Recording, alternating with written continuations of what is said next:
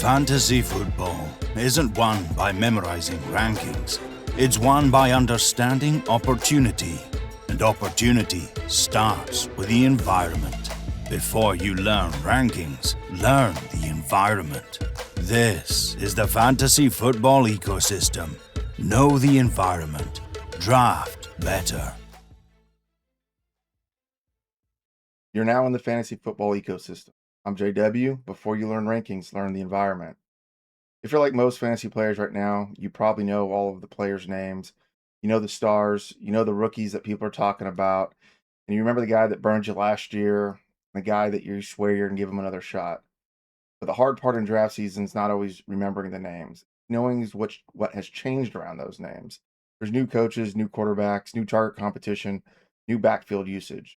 Offenses have changed identities, and that's what this show is designed for you to be simplified for you. For each team, we're going to turn all of that offseason noise into one clear fantasy environment. By the end of this first episode, you should not have to memorize every single note about the AFC East. You should walk away with an understanding of what kind of ecosystem each player belongs to and how that should affect your draft decisions. I started this channel so that I would have a way to conceptualize the teams when I'm in the mid-round of a fantasy draft. After listening to so many podcasts, reading about players and looking at the rankings, year after year, you get into those mid-rounds and you're trying to decide between two different players, and they're ranked pretty similarly. And you're like, well, you want to figure out which one is going to give you the most value for the environment that they're in.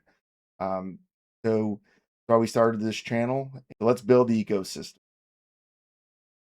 Starting with the AFC East, it gives us four very different fantasy environments. Buffalo is still the cleanest scoring environment with Josh Allen, but the Bills also show us the difference between a strong team environment and a clear individual fantasy role. James Cook is easy to understand, while the pass catchers need more sorting. New England is no longer merely an ascending environment. Drake Maye gives the Patriots a proven foundation, and A.J. Brown gives them that true target anchor, as Josh McDaniels gives the offense structure. The question is less whether this offense can produce and more how concentrated the volume becomes after the top pieces are gone.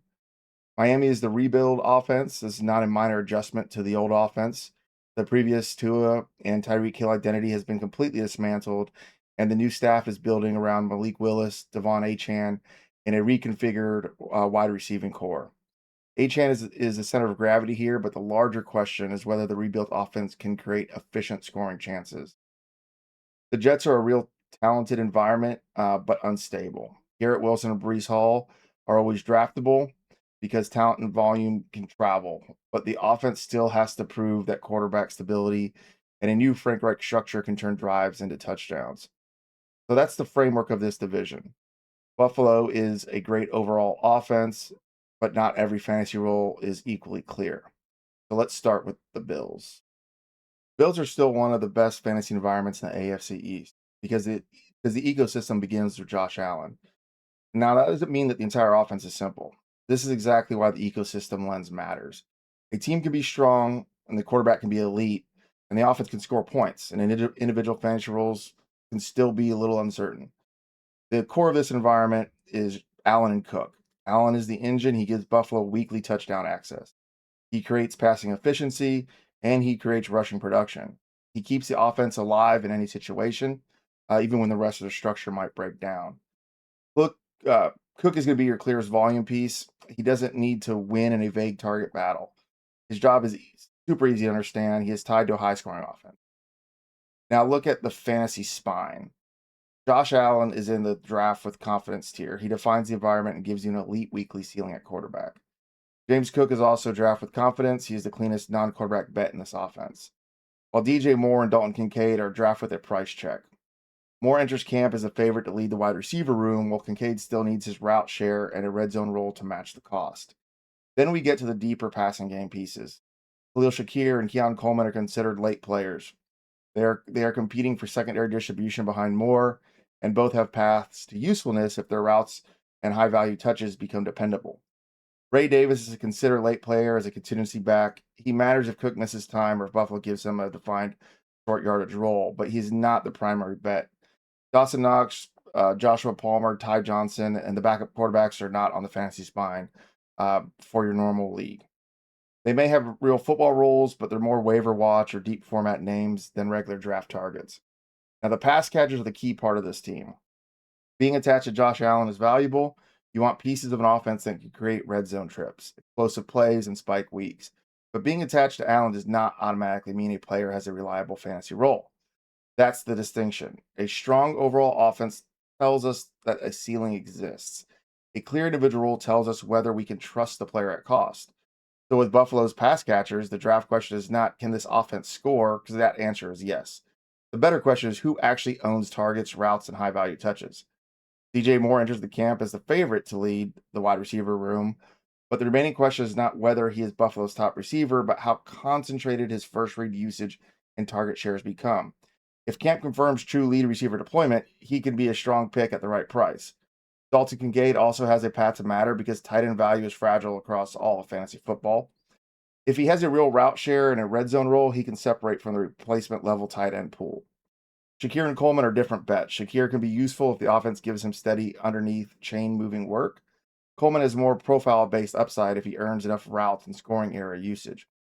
But if Moore, Kincaid, Shakir, and Coleman all stay involved without one or two clearly separating, then the Bills can be good while the fantasy outputs rotate. That creates both upside and risk. The upside is obvious. If you correctly identify the pass catcher who becomes Allen's most dependable target, you may get a value on a player tied to an elite scoring environment. The risk is that you draft a Bills pass catcher because you like the offense, but that player ends up as the third or fourth option in a spread distribution. So the draft approach is simple. Do not avoid Buffalo's pass catchers, but do not automatically upgrade all of them either. Draft the player whose role matches the price. If the price assumes a clear number one role, make sure the role is actually clear. If the price is cheaper because the role is still uncertain, that uncertainty may be where the value comes from. Now let's look through the draft lens. Their opportunities are high. Buffalo should create drives, red zone trips, and weekly scoring chances. When Allen is the quarterback, the offense doesn't need everything to be perfect to create fantasy points. Concentration is medium, as Cook has a clean claim to backfield work, while the passing game can still divide secondary targets among Moore, Kincaid, Shakir, and Coleman. Risk is medium. The danger is not the Bills failing as an offense. The danger is drafting the wrong receiving role at the wrong price. Upside is high. Allen keeps the entire offense attached to the touchdown ceiling. If one pass catcher separates from the group, that player could become a major fantasy value. The coaching structure begins with first-year head coach Joe Brady, offensive coordinator Pete Carmichael, helping organize the passing game. Brady matters because this is his full team now, and the key fantasy question is how much of the offense remains built around Allen's improvisational playmaking versus more defined distribution. Carmichael brings experience, offensive install, and game planning support, especially in creating a functional passing structure. The coaching angle does not replace the player angle. The player angle is still Allen and Cook first. The coaching angle tells us what to watch, how the pass game roles get organized. That is the Buffalo memory hook. Allen lifts the offense, Cook owns the volume, but the pass catchers need role clarity. And that last line doesn't mean the receivers are voids. It means uncertainty affects confidence and price. Buffalo pass catchers can absolutely be values. They just need to be drafted for the role they actually have, not just the offense they belong to. Now let's move to the New England Patriots. The Patriots are one of the most important teams in this episode because the environment has changed from speculative to proven. For years, the fantasy community could treat New England as an offense to avoid, or at least an offense to approach with some skepticism. That's no longer the right starting point for this ecosystem. New England enters this season as a demonstrated high-end offense, trying to sustain and expand its production after an AFC championship run last year. The environment core is Drake Maye and AJ Brown. Maye changes the ecosystem because the quarterback quality changes everything. When the quarterback can raise efficiency, extend drives, and create weekly scoring chances, the entire offense becomes more draftable. AJ Brown finally gives the environment a target anchor. The Patriots did not just add another receiver, they added a player who can define the coverages, can win isolated matchups, and give Maye a clear high leverage option. Now let's look at the fantasy spine. Drake Maye is in the draft with confidence tier because he is both the quarterback and the reason this offense has changed. A.J. Brown's also drafted confidence because his talent and foundational role are the easiest to understand. Travion and Ramondre are drafted with a price check. This backfield can matter, but the question is role split. Henderson gives you explosive upside, while Stevenson gives you size, experience, and a potential scoring area workload. However, if neither separates, both are price sensitive rather than automatic values. Romeo Dobbs is a consider late player. He's part of a real secondary role competition with Booty and Demario Douglas. His draft value depends on routes, target shares, and red zone usage rather than his name alone. Hunter Henry can be considered late because tight ends can matter in a Josh McDaniels offense, especially around the red zone. Though he does still need enough weekly target access to be more than just a touchdown bet. For Booty and Demario Douglas, they remain part of the secondary receiver competition. Kyle Williams, Mac Hollins, and the backup quarterbacks are not on the fantasy spine for this format unless Camp produces a clearly defined role. Now let's talk through the draft lens. Opportunity is high. New England has a proven quarterback environment, a strong offensive structure, and enough weapons to create sustained fantasy production. The concentration in New England is at medium. Brown is the clear anchor, but after him, the offense could spread usage across Dobbs, Booty, Douglas, different tight ends, backs, and other role receivers. Risk is medium. The offense is good enough to support fantasy assets, but the backfield and secondary receiving roles are not fully settled. Upside, though, is high. Maye gives the offense a high ceiling, while Brown gives it a clear target winner. If Henderson or another player separates, this environment can support more than one fantasy starter. The coach and scheme driver is Josh McDaniels, with Mike Vrabel settling the overall team environment. McDaniels matters because he directly affects role allocation. Brown is expected to be the foundational outside receiver. The open question is whether his arrival sharply concentrates targets or primarily reduces the volume available to the secondary receivers. Vrabel matters because the Patriots are not just collecting names. In that environment, roles usually have to be earned. The Patriots' memory hook is going to be Maye rises the environment, Brown gives it an anchor, draft the rest by role clarity. Now we move on to Miami. This is the first true rebuilding offensive environment we'll look at, and it's a full identity change rather than a small adjustment. The important correction here is that quarterback clarity is not the whole ecosystem. Yes, quarterbacks matter, as we just discussed with New England and Buffalo. But for the Dolphins, Malik Willis enters training camp as Miami's expected starter. His mobility can change the run game structure and create conflict for linebackers, while Quinn Ewers is the developmental alternative and would need to force a genuine competition. But for fantasy, I don't think this is as simple as once we know the quarterback, we know the offense, at least not for the ecosystem. The bigger question is whether Miami can create stable, efficient scoring chances. That includes quarterback play, but also includes protection, coaching, pace, health, receivers' ability to separate, and whether or not this offense can avoid becoming predictable. The environmental core is really just Devon Achane. He's the player who gives this offense its clearest fantasy shape. If you're trying to understand Miami for fantasy, start there. He is the cleanest touch bet, the clearest explosive player, the most obvious piece of the offense. So what changes with the quarterback? With Willis expected to start, the run game can look different. His legs can help rushing structure, create conflict for linebackers, and give the offense more movement-based answers. If Ewers eventually forces his way into the picture, the passing game may have a different rhythm, but that would not automatically make the receiver safe. What probably stays true either way is this. Achane remains the center of gravity. The receivers still need to find roles. The offense will still need to prove their ability to put up points weekly, and the draft appeal of the secondary pieces depends on volume, efficiency, and price than on simply naming the quarterback.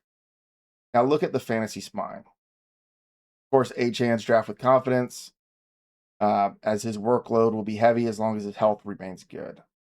Jalen Wright is considered late player. He's not a player to force in every draft, but he has enough contingent value behind Achane to matter late. Greg Dulcich is also a considered late player. The tight end room is thin enough and the receiver room is unsettled enough that he is worth a late look, only if the price is low.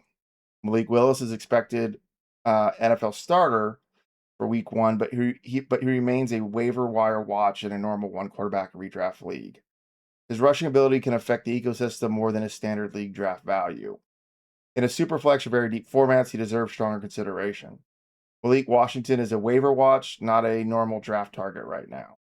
He's worth monitoring because the receiver room is open, but open opportunity is not the same as reliable weekly usability.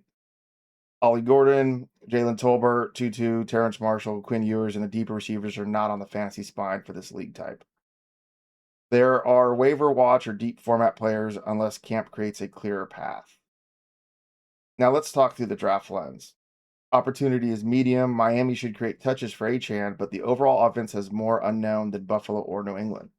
The concentration is high. That doesn't mean the whole offense is stable. It means Achane stands out so clearly as a center of gravity that it's going to be extremely high. If Miami wants to function, the ball likely has to flow through him. Risk is extremely high. The risk is not just in the quarterback identity, it's the full rebuilt environment that we discuss. Their upside is medium. Achane's individual upside is high, but the broader ecosystem has to prove it can create efficient weekly fantasy scoring to lift the other receivers and secondary pieces. The coach and scheme driver is offensive coordinator Bobby Slowick, with head coach Jeff Hafley shaping the full organizational reset. Slowick's job is not just to name a quarterback and hope. With Willis entering camp as the expected starter, his fantasy importance is how he manufactures touches, checks the offense, builds the run game around Achane, and creates easy throws for a receiver room that still needs some definition. Hafley matters because this is a full reset.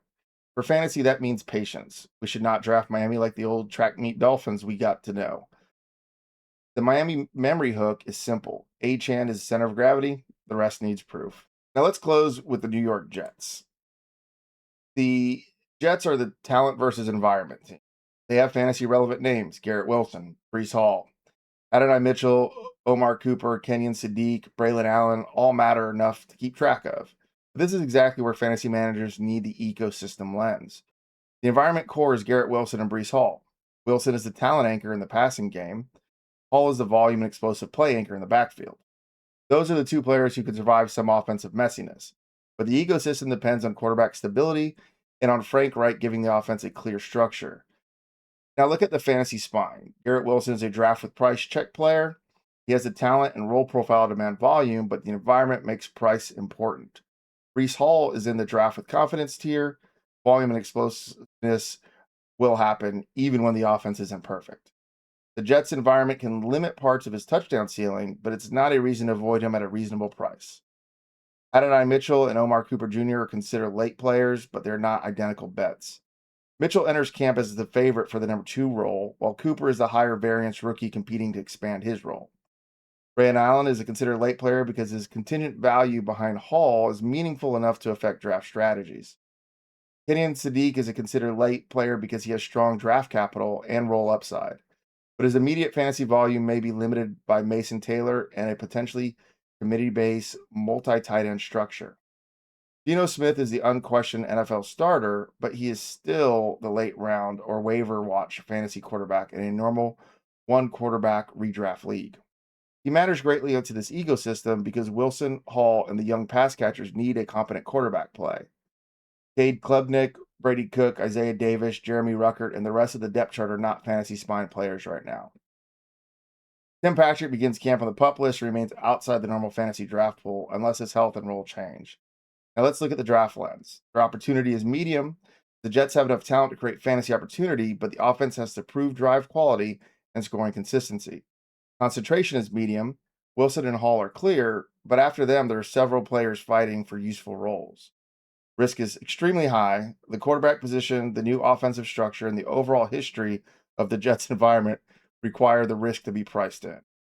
Upside is medium. Wilson and Hall can deliver strong seasons, but the ecosystem has to support touchdown volume for the whole offense to climb any higher. The coach and scheme driver is first-year offensive coordinator Frank Reich, with second-year head coach Aaron Glenn, trying to stabilize this program. Reich matters because quarterback fit and offensive structure matter. The Jets have an established starter in Geno Smith, a talented back in Hall, a true receiving anchor in Wilson, and new pass-catching pieces. Reich's job is to make those parts fit together. Glenn matters because the Jets are entering year 2 of their culture and identity reset after a difficult first season. The fantasy angle is whether the team can become stable enough to give its offensive talent predictable weekly chances. The memory hook for the Jets this year is talent will open the door, but the stability decides how much value can walk through it. So that is the AFC East. Buffalo gives us the cleanest scoring environment, but reminds us to separate team strength from individual role clarity. New England gives us a proven high-end environment where Maye and Brown are clear, but the backfield and secondary receiving roles still need sorting. Miami gives us the rebuild, where Achane is the center of gravity, but the full offense still has to prove efficient scoring capabilities. And the Jets give us some real talent in a very unstable environment, where Wilson and Hall are draftable, but the ecosystem still has to convert drives into touchdowns.